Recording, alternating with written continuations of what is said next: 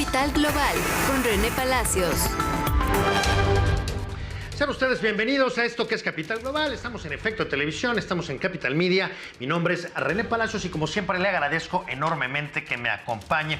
La obsesión antiinmigrante de Donald Trump se ha manifestado en múltiples facetas. La más reciente quizá tiene que ver con la implementación de su llamada política de tolerancia cero contra la inmigración ilegal y ha implicado el hecho de que familias se vean divididas, que niños se vean privados de su libertad y separados de sus padres. Pero ha habido otras, como por ejemplo el embate que el presidente de Estados Unidos ha dirigido contra el Programa de Acción Diferida para los Llegados en la Infancia, o DACA por sus siglas en inglés, que ha generado que 800,000 beneficiarios del mismo vivan en una constante zozobra sobre cuál podría ser su futuro. Cuando sales de tu casa y se quedan tus padres o tus familiares, no sabes si esa va a ser la última vez que los veas. No sabes si cuando regreses a tu casa, ellos van a estar ahí o no. Así que no sabes si ese adiós que compartes con tu familia, con tu mamá, con tu hermano, con tu hermana o con tu prima, sea el último adiós que compartas con ellos. Cuando estás lejos de casa, cuando estás en el centro comercial, cuando estás en la escuela, es posible que no puedas regresar a casa, o tal vez cuando regreses a casa, es posible que tus padres ya no estén. De los 800,000 beneficiados por el programa DACA, 600,000 son mexicanos, lo que explica la inquietud que los vientos que corren en Washington en materia migratoria ha causado de este lado de la frontera. Sin embargo, hay otras facetas en las que Donald Trump ha desahogado su pánico a la siniestra amenaza inmigrante, y entre ellas se encuentra el vincular la problemática migratoria mexicana a la renegociación del Tratado de Libre Comercio de América del Norte, como de hecho amenazó en un tuit publicado el 23 de abril del 2018. México, que tiene leyes migratorias muy duras, debe de detener el flujo de migrantes que pasa a través de México hacia Estados Unidos. Es posible que hagamos que esto sea una condición para cerrar el nuevo Tratado de Libre Comercio de América del Norte. Nuestro país no puede aceptar lo que está pasando. También necesitamos conseguir fondos para el muro rápidamente. Posteriormente, en diferentes eventos, y no siempre con corrección sintáctica o discursiva, o vaya, no siempre con la más elemental lógica, Trump mezclaba los asuntos relacionados con el tratado con los temas relativos a la migración, en lo que sin lugar a dudas es muestra de que este último tema constituye para él una auténtica obsesión. La caravana, que implica más de 1,000 personas viniendo desde Honduras y que pretende atravesar México y atravesar la frontera, como ustedes saben, NAFTA ha sido un tratado fenomenal para México, pero ha sido un acuerdo horrible para Estados Unidos. Lo estamos renegociando ahora mismo. Pero ha sido un tratado horrible y vergonzoso para los Estados Unidos. Debería de haber sido cancelado o renegociado hace muchos años. Tenemos un déficit comercial con México de más de 100,000 millones de dólares al año. Entonces, yo le dije a México ayer que por el hecho de que ellos tienen leyes muy duras, ellos pueden hacer cosas al respecto que, aunque resulte difícil de creer, los Estados Unidos no pueden hacer. Les dije, espero que impidan que la caravana llegue a la frontera, y creo que me han hecho caso, porque recientemente se ha anunciado que la caravana no seguiría avanzando. Veremos qué pasa. Pero necesitamos tener fronteras fuertes. Necesitamos el muro.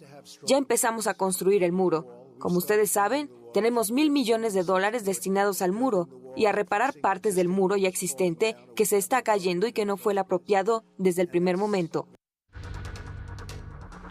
Otra faceta en la que Trump ha dejado ver de manera categórica el terror que el fenómeno de la migración le genera, o si se quiere, el terror que quiere que sus electores crean que le genere el fenómeno de la migración, es la relacionada con el tan mentado muro fronterizo. Un muro para el que requiere reunir 25,000 millones de dólares al menos, y para el que el Congreso no le ha otorgado ni la autorización ni los fondos. Sin embargo, sobre este particular, Donald Trump no ha quitado el dedo del renglón desde los días de la campaña electoral. Vamos a construir un gran muro a lo largo de la frontera sur. The southern border.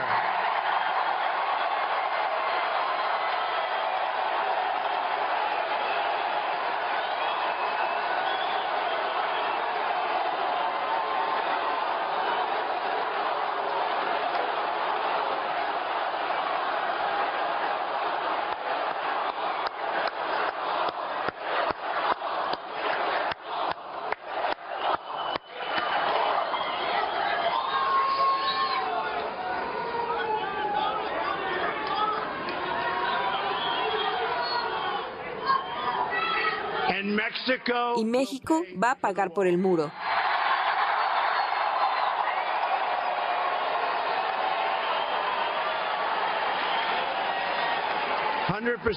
100%.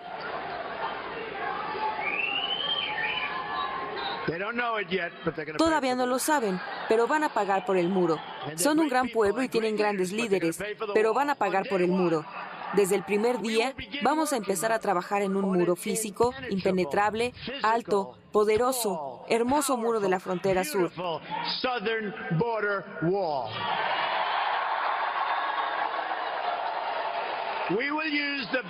Usaremos la mejor tecnología, incluyendo sensores aéreos y subterráneos con túneles. Recuerden eso, aéreos y subterráneos.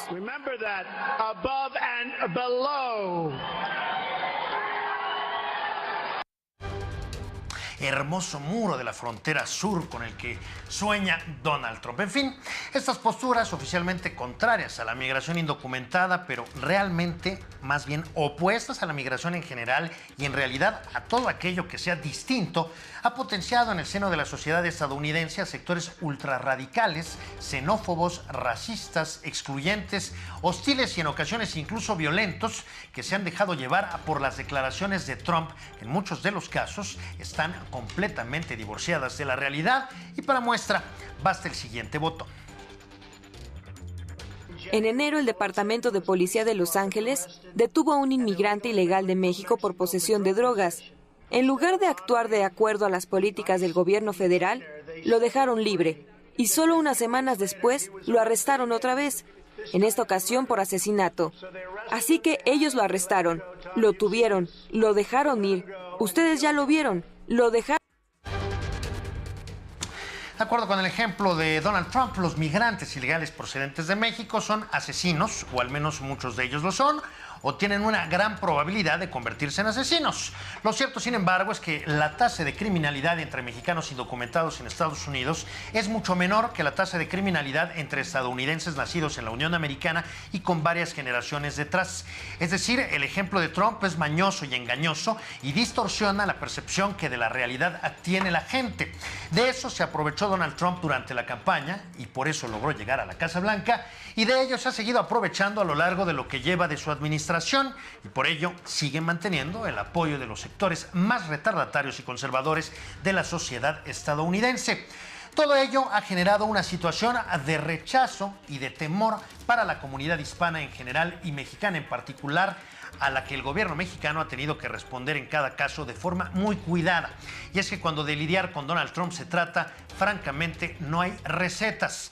Para decirlo en pocas palabras, pues el gobierno mexicano ha tenido que responder como Dios le ha dado a entender. Hemos expresado de manera formal nuestra posición al gobierno de los Estados Unidos. El día de ayer por la noche tuve una conversación telefónica con la secretaria de Seguridad Interior y el día de hoy por la mañana tuve una llamada telefónica con el secretario de Estado de los Estados Unidos, a quienes expresé la posición del gobierno mexicano. Asimismo, por conducto de nuestra embajada en Washington, hemos entregado al gobierno de los Estados Unidos una nota para que sea a su vez entregada a las áreas correspondientes, incluyendo el Departamento de Justicia, el Departamento de Seguridad Interior y el Departamento de Salud, en el que expresamos con claridad, primero, nuestro rechazo, nuestra condena a esta política, y en segundo lugar, exhortamos al gobierno norteamericano a cumplir con ciertas recomendaciones específicas. Recomendaciones específicas que una y otra vez han sido ignoradas, a veces discretamente y a veces con absoluto descaro, haciendo de la actual relación entre México y Estados Unidos la más complicada de los últimos 50 años.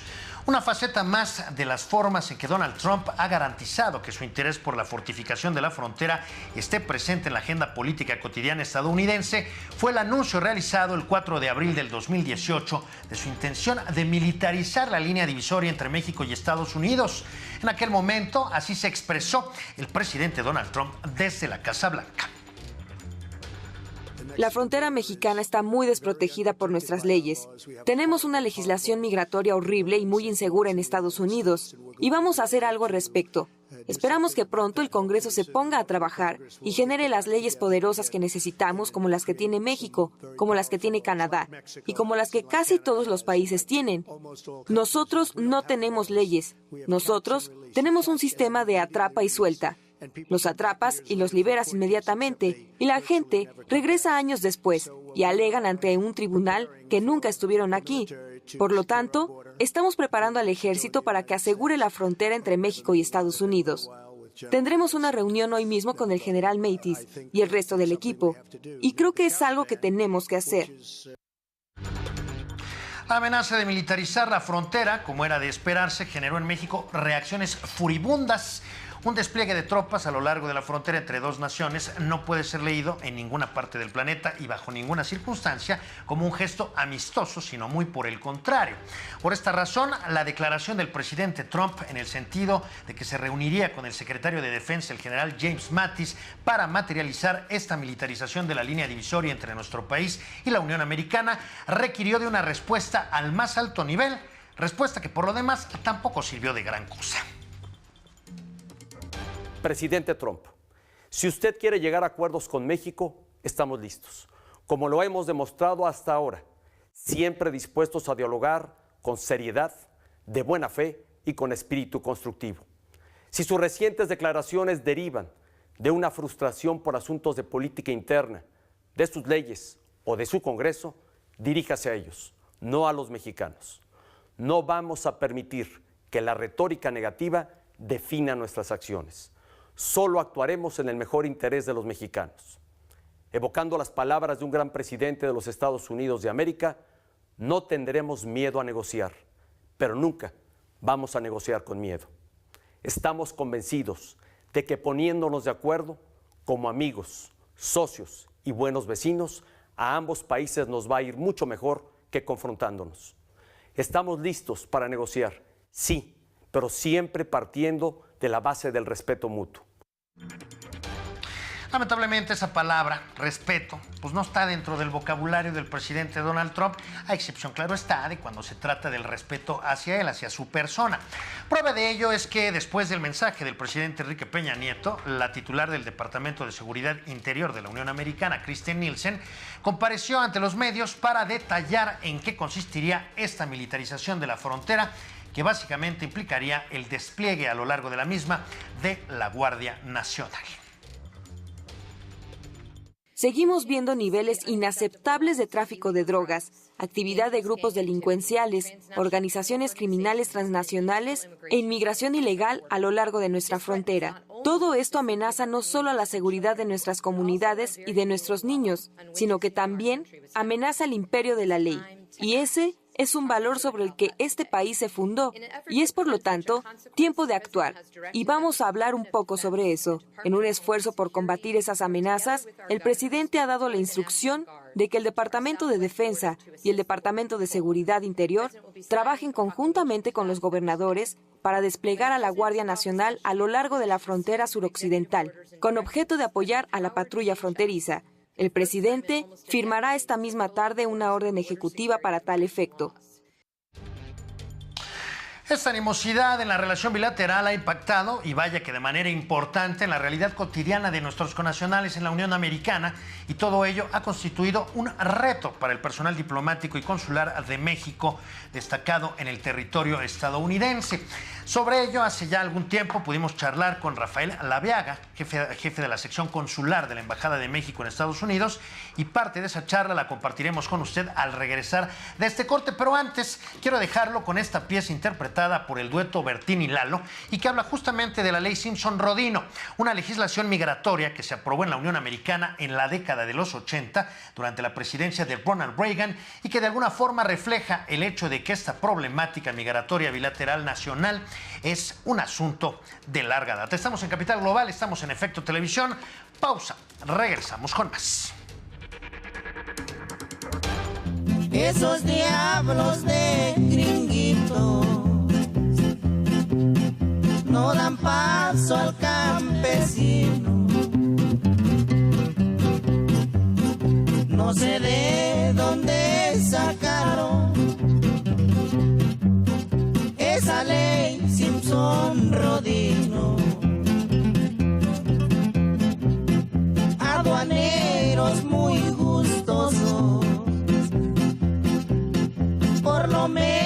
somos 1,000,000. Los que van a deportar, cada quien a su nación. Dicen jefes a su gente, gracias a Simpson Rodino, ya nos mandan borregada. Aquí se queda la lana.